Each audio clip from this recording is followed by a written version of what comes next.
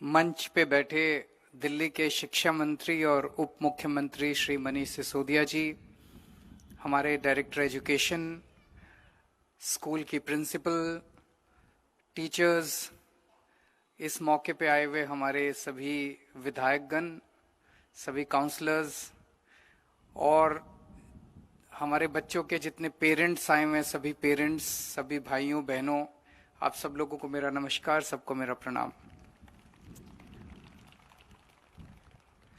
अभी मैं आपके स्कूल का राउंड लेके आया। आज जब इस कार्यक्रम के लिए मुझे बुलाया गया तो मैंने कहा कि मैं पहले स्कूल भी देखूंगा। बहुत शानदार स्कूल है कि नहीं है? पूरे देश भर में इस किस्म के सरकारी स्कूल देखने को नहीं मिलते। बहुत ही खूबसूरत स्कूल। पहले स्कूलों की दशा काफी खराब होती थी। टूटे फूटे स्कूल होते थे, टूटी फूटी दीवारें होती थी, डेस्क नहीं होते थे, बोर्ड ठीक से नहीं होते थे, सुविधाएं नहीं होती थी, माहौल बड़ा गंदा होता था। तो ना पढ़ने का मन करता था, ना पढ़ाने का मन करता था। अगर पढ़ाई नहीं होती थी तो हम कहते थे टीचर नहीं पढ़ा रहे। टीचर तो आज भी वही हैं, लेकिन वही टीचर आज बहुत शानदार पढ़ा रहे हैं, क्योंकि माहौल बदल गया। वही टीचर आज कमाल करके दिखा रहे हैं। हमारे बच्चों के आईआईटी में एडमिशन हो रहे हैं, डॉक्टरी में एडमिशन हो रहे हैं, वकालत में एडमिशन हो रहे हैं। वही टीचर, वही बच्चे, माहौल बदल गया। और आज आप ये स्कूल जो हैं हमारे दिल्ली के लोगों के लिए बहुत बड़े गर्व और शान की बात बनते जा रहे हैं। दुनिया भर से, देश भर से लोग आज अपने स्कूल देखने के लिए दिल्ली आते हैं। तो आज आपका स्कूल देख के भी मेरा मन बड़ा खुश हो गया। आज हम लोग यहाँ पे बच्चों के मिड डे मील के ड्राई राशन को वितरित करने का कार्यक्रम शुरू करने के लिए इकट्ठे हुए हैं। पिछले 9 महीने बहुत मुश्किल गुजरे और अभी ये मुश्किल कब खत्म होगी, अभी इसका भी कोई दूर दूर तक नजर नहीं आ रहा। वैक्सीन तो कह रहे हैं आ गई दुनिया भर में, हमारे देश में भी उम्मीद है जल्दी आ जाएगी। और मैं उम्मीद करता हूं भगवान से कि इस वैक्सीन से समाधान निकल आए, ताकि फिर से जिंदगी पटरी पे आ जाए। लेकिन जब तक वैक्सीन नहीं आती, जब तक चीजें ठीक नहीं होती, तब तक अपने को हर चीज का कुछ ना कुछ समाधान तो निकालना पड़ेगा। और पिछले 9 महीने में जो सबसे ज्यादा परेशानी हुई वो बेचारे बच्चों को हुई। बच्चे कमरे में बंद होके नहीं रह सकते। बच्चों के अंदर एनर्जी होती है, ऊर्जा होती है, वो इधर उधर उछल कूद करना चाहते हैं, स्कूल जाना चाहते हैं, खेल कूद करना चाहते हैं। सब चीजें बंद करनी पड़ी। मतलब कभी जिंदगी में नहीं सोचा था कि बच्चे कंप्यूटर के और फोन के आगे बैठ के पढ़ाई किया करेंगे। पहले अगर बच्चा ज्यादा कंप्यूटर पे बैठ के कहता था तो माँ बाप कहते थे छोड़ दे कंप्यूटर, आंख खराब हो जाएगी। अब उनको कहते थे पढ़ ले थोड़ी देर कंप्यूटर के सामने। तो पूरा माहौल ही बदल गया। मुझे बेहद खुशी है कि हमारे टीचर्स ने इस दौरान बहुत शानदार काम किया। जैसा अभी शिक्षा मंत्री जी ने बताया कि 94% बच्चे हमारे जो हैं वो ऑनलाइन क्लासेस के जरिए उनकी क्लासेस अभी भी चल रही हैं। इस दौरान मिड डे मील के लिए पहले हमने कोशिश की कि मिड डे मील का जो कॉरेस्पॉन्डिंग पैसा बनता है वो पेरेंट्स के अकाउंट में डाल दिया जाए, ताकि बच्चों को अच्छा भोजन मिलता रहे।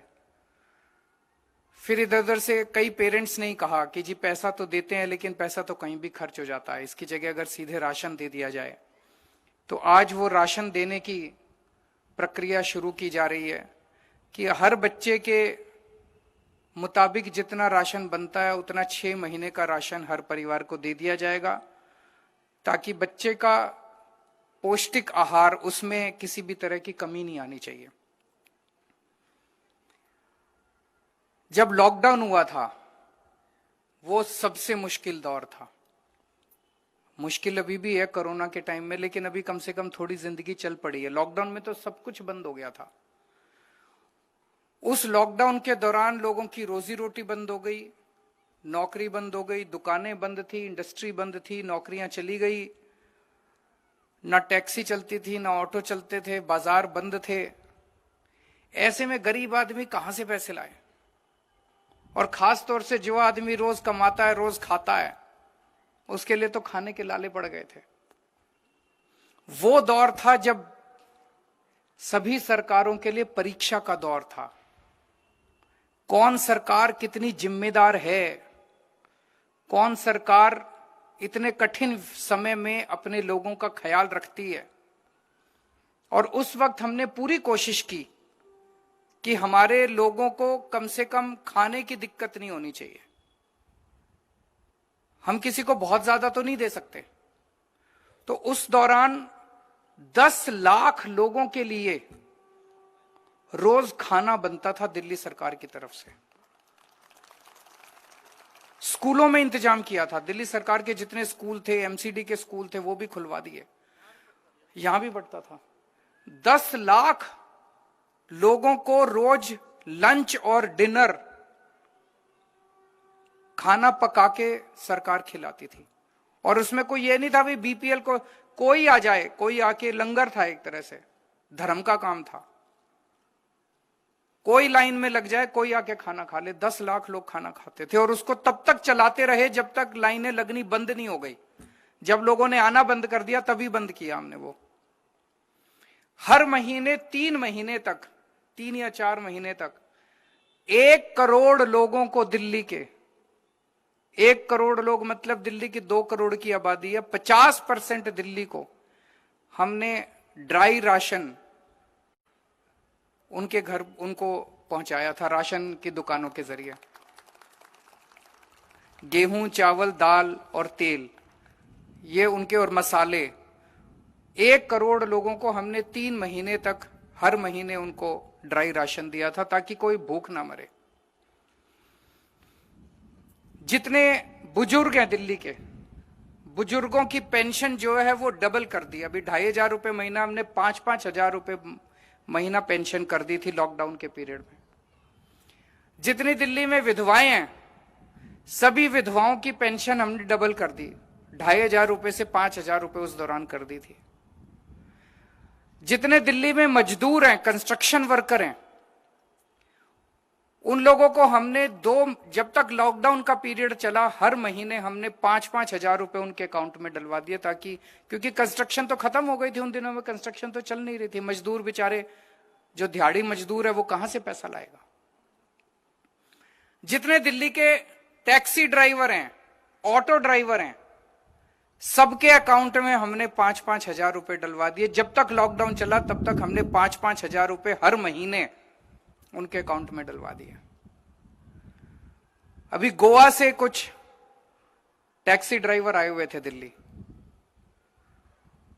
तो वो उन्होंने मेरे ऑफिस में फोन किया कि हमें मुख्यमंत्री जी से मिलना है। तो दिल्ली के काम की तारीफ पूरे देश में होती है, तो जब दिल्ली कोई आता है तो कई बार अक्सर लोग फोन करते हैं कि हमें मुख्यमंत्री जी से मिलना है। मेरे पास टाइम हो तो वैसे ही मैं मिल लेता हूं, पता चलता है उनके राज्य में क्या चल रहा है, हमारे राज्य में क्या चल रहा है। तो मैंने उनको बुला लिया मिलने के लिए। योगेश उनमें से एक था जो उनको सबको टैक्सी ड्राइवर था, लेके आया था। उसने कहा जी मैं आपके स्कूल देखे, हम गोवा से आए हैं, कुछ काम था दिल्ली में, आपके स्कूल बड़े सुने थे, स्कूल देखे, अस्पताल देखे, बहुत शानदार हैं। उन्होंने कहा जी आपने टैक्सी ड्राइवर्स और ऑटो ड्राइवर्स के लिए जो काम किया किसी सरकार ने नहीं किया। मैंने कहा क्या काम किया? बोलो जी आपने कोरोना के टाइम में उनको 5-5 हजार रुपए महीना दिया। मुझे बड़ी खुशी हुई कि दिल्ली के ऑटो ड्राइवर और टैक्सी ड्राइवर्स को जो हमने 5-5 हजार दिए, उसकी चर्चा गोवा के अंदर भी हो रही है। गोवा के टैक्सी ड्राइवर भी इस बात की चर्चा कर रहे हैं कि दिल्ली सरकार ने उनके अकाउंट में 5-5 हजार रुपए डाले। बोले जी आज तक कोई ऐसी सरकार नहीं आई जो टैक्सी ड्राइवर के बारे में सोचे, ऑटो ड्राइवर के बारे में सोचे। फिर मैंने उनको बिठा के समझाया, हमने कहा हमने केवल कोरोना में नहीं किया। हमारी सरकार बनी थी ड्राइवरों को, टैक्सी ड्राइवर, ऑटो ड्राइवर वालों को सरकार से 100 काम पड़ते हैं, हर काम कराने के लिए रिश्वत देनी पड़ती थी। हमने कहा हमने सारे नियम, कायदे, कानून बदल दिए। अब अगर आपको जितने काम सरकार से कराने पड़ते हैं, अब हमारे ड्राइवरों को कोई रिश्वत नहीं देनी पड़ती, सब बदल दिया, क्योंकि अब ईमानदार सरकार आ गई है।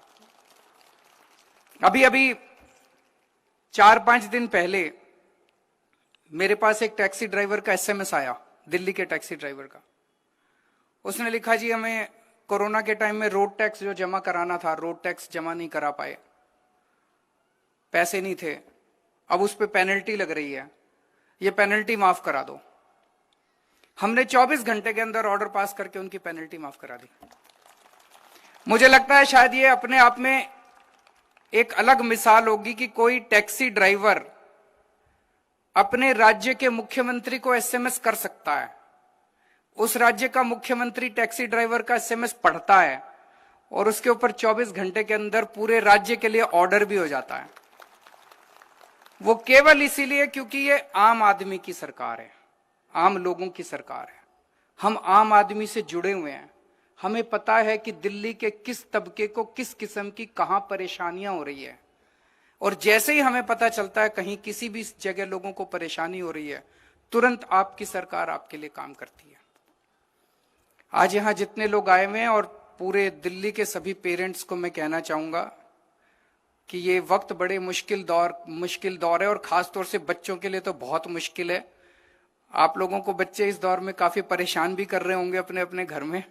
बच्चों का अच्छे से ख्याल रखना, उनको अच्छे से इस दौरान कोशिश करना जितना पढ़ सकें, ऑनलाइन क्लासेस अटेंड कर सकें, और जो राशन ले जा रहे हो केवल इस राशन से नहीं, आप माँ बाप हैं उनके, पूरी तरह से उनका ख्याल रखना, उनके खाने पीने का ख्याल रखना।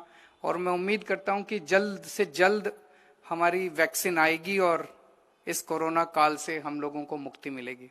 आप सब लोगों का बहुत बहुत शुक्रिया। T5 चैनल पंजाबी हुणे सब्सक्राइब करो, बेल आइकन पे क्लिक करो।